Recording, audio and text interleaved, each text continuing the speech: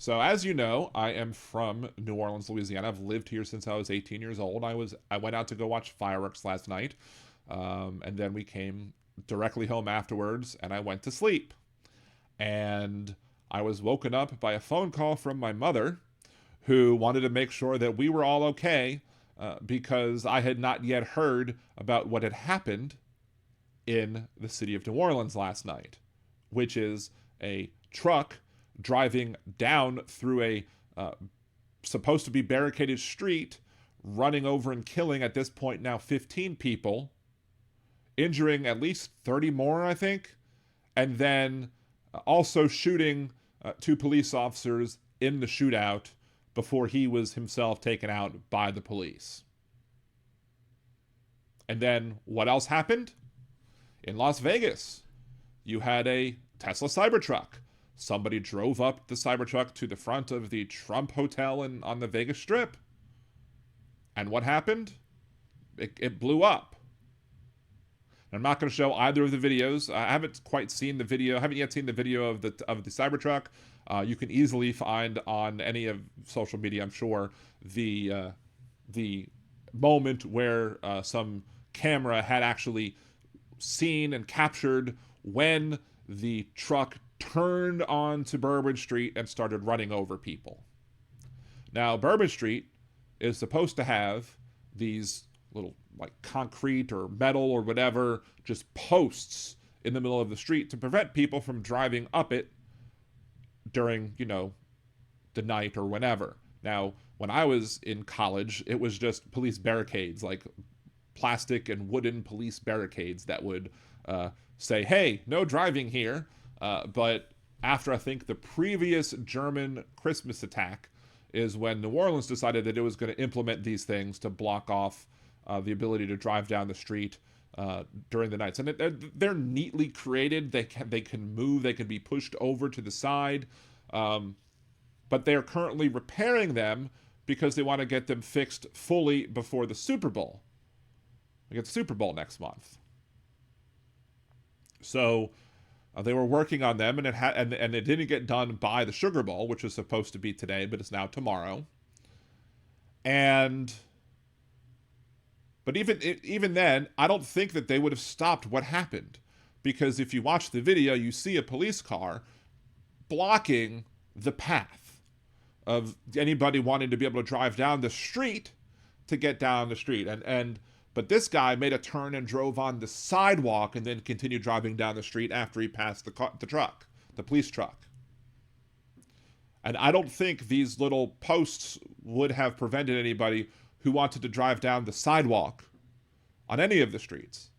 So what they might need to do now to prevent future things from happening like this, if you really want to stop these streets from being driven on by bad actors, let alone people who just inadvertently turn on the street when when they're not supposed to turn on the street, you're probably going to have to put up some sort of additional posts, either right up against the curb, or maybe in the middle of the sidewalk, or maybe one on the right hand side of the sidewalk, one on the left hand side of the sidewalk, a little bit further up or a little bit further back, so that people who have disabilities, like persons in wheelchairs or whatever, can still navigate around those posts while making it impossible for people to also drive on the sidewalk to get down and to target and hit people. Now, maybe you could have that on every sidewalk, I don't know, but if you're going to be blocking vehicular access down a street, you should also probably block the ability for people to drive up on the sidewalk too, right? Hindsight's 2020. Anyway, so apparently there was a fire at an Airbnb in New Orleans. People think that the fire was hooked. That was the Airbnb that him and the other people involved were staying at. Apparently, there was also a bunch of explosives in the truck that was used, plus an ISIS flag, plus a detonator to remotely detonate all of these alleged, IEDs that people had made, I think, out of coolers. And there's videos of other people, his other accomplices, getting together or meeting or walking around Bourbon Street. Apparently they got these things before they could explode. So it could have been much worse than it was, even though it's already terrible. And I don't think anybody else died in Vegas with the exception of the driver. Let me know in the chat if I'm wrong about that. However, yeah, Roxanne, you're probably right. People are going to find a way to hurt other people regardless. And that's true. I mean, they could have just done the entire thing with the planting of all of the coolers and then just, open firing and then hitting the button to let all those IEDs explode. But he didn't think he had to because he had his plan that was going on. Now, what do we know so far when it comes to this? The driver steered around the police blockade and raced through a crowd along Bourbon at 3:15 a.m. As revelers gathered to celebrate the New Year. And they're not just here for the New Year's, they're also here for the Sugar Bowl. 15 people killed, about 30 injured, 2 police officers wounded in the shootout. I actually know a police officer who was down there.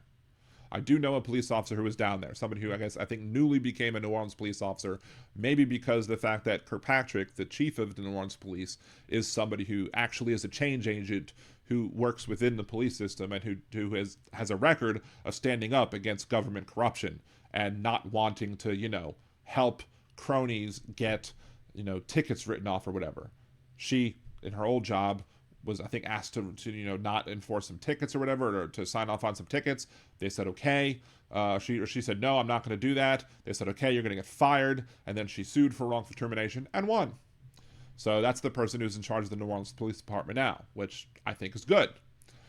Authorities also found several explosive devices in the French Quarter. Surveillance showed 3 men and a woman placing one of the multiple improvised explosive devices, according to Louisiana State Police Intelligence Bulletin, obtained by the Associated Press. The driver was 42-year-old Shamsud Din Bahar Jabbar, a U.S. citizen and Army veteran from Texas. So while you're going to have a situation where people are clearly going to be using the fact that his name made him sound foreign, he's a U.S. citizen. He's an Army veteran. Of course, I'm sure this is not going to stop people from being racist and horrible anyway, because we had enough racist and horrible people more than willing to elect a racist and horrible president. A flag representing the Islamic State group was found in the trailer hitch. They are trying to determine if he was associated with any terrorist organizations. I think there may be a video now that shows that he sympathized with the Islamic State, even though I don't know if he necessarily was a part of that group or just was a sympathizer for it.